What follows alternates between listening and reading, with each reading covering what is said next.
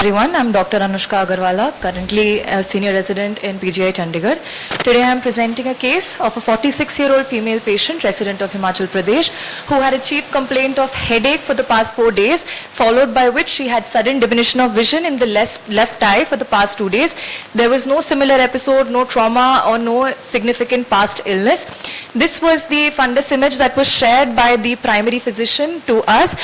She was referred from the peripheral center. The right eye seems to be within normal limits, and the left eye has an inferior whitish patch of a retinitis and with occlusive vasculitis with hemorrhages surrounding the vessels. The FFA also emphasizes on the occlusion and the vasculitis. So when the patient presented to us 1 day later, she was already PL negative. The IOP was on the higher side. She had RAPD and AC cells 4+ with granulomatous keratic precipitates, and this was what her fundus picture looked like. And this was her FFA, which showed further progression of occlusion with media grade 4. So we had a provisional diagnosis of left acute retinal necrosis based on the morphology. So we sent all the serology to rule out any immunosuppressed stage, and we also did tests for syphilis and TB, which all came out negative. But we also sent an AC TAP, which was positive for HSV double-stranded DNA, which confirmed our diagnosis.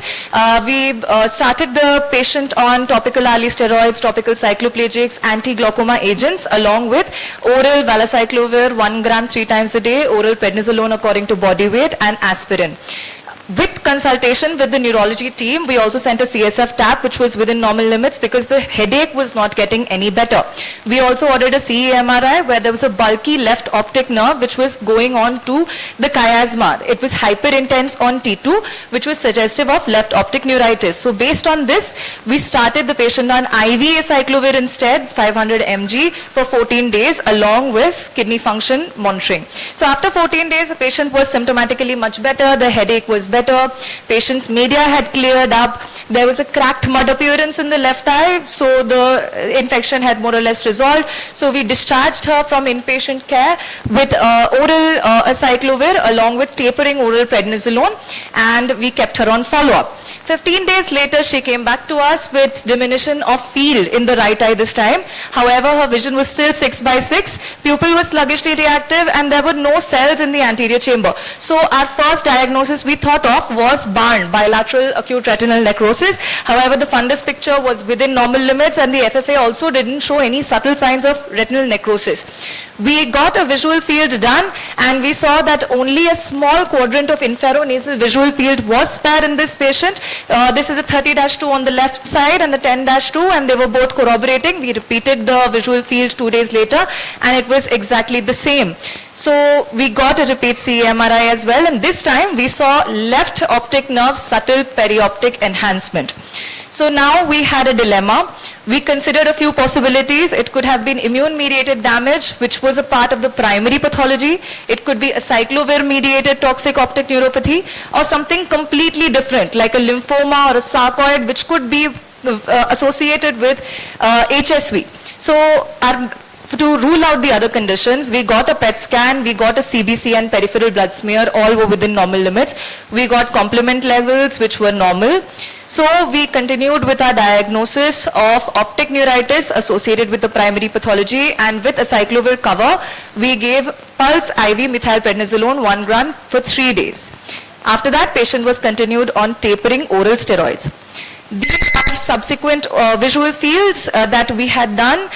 The first one is at presentation, and the last one is at 6 months, and she has maintained the same visual field with a visual acuity of 6/6, no further deterioration. So our diagnostic dilemma, it was first described in 1924 by Von Zille, that after inoculation of the virus in one eye, it did travel by the brain optic nerve pathway to the other eye. Culver-Stoney also has done a histopathology report of intraneuronal vasculitis, which does present with visual field loss like AION does. So our case might be either of the aforementioned factors or a combination of the two. Thank you.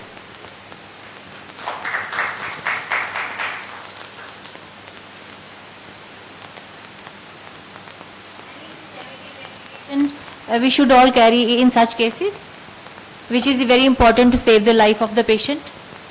Ma'am, first and foremost, immunocompromised status was taken care of, and we did think of malignancy also, although it was a remote possibility.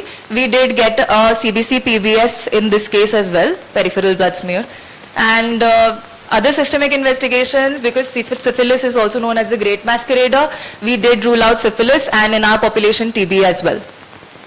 Okay, thank you. What was your maintenance period for acyclovir? First time. We didn't stop the patient on acyclovir. The patient came back to us within 15 days. So she was already continuing with 1 gram PDS in the first time. Right now the patient is off acyclovir, off steroids, and she is maintaining this visual acuity at 6/6 because it's already 6 months. I think Anushka brought out a very important case is where in these cases of ARN, after starting the antivirals, especially the acyclovir or valacyclovir or valganciclovir or whatever it is, we should also know when to start the steroids initially. So the steroids, probably the prednisolone, will bring down the inflammation, and that probably could have. We started steroids on day one. Only day yes, on day one. With valcyclovir, we started steroids as well. Did you try the intravitreal ganciclovir or the foscarnet in these No, cases? we had a good response because at that time it was diagnosed as a case of encephalitis because it had already spread to the chiasma. So instead of going intravitreal, we went for IV because it was a systemic kind of disease at that point. So it had a good response to the IV intravenous. So that's why we didn't consider any intravitreal ganciclovir. Yeah, so the important thing here is, apart from using the acyclovirs and the steroids, also if it's not responding, then we should also think of giving the intravitreal ganciclovir or the foscarnet in these kind of cases. And we should also be careful about these cases in the long run, because of the retinal necrosis which happens. They usually develop retinal detachment.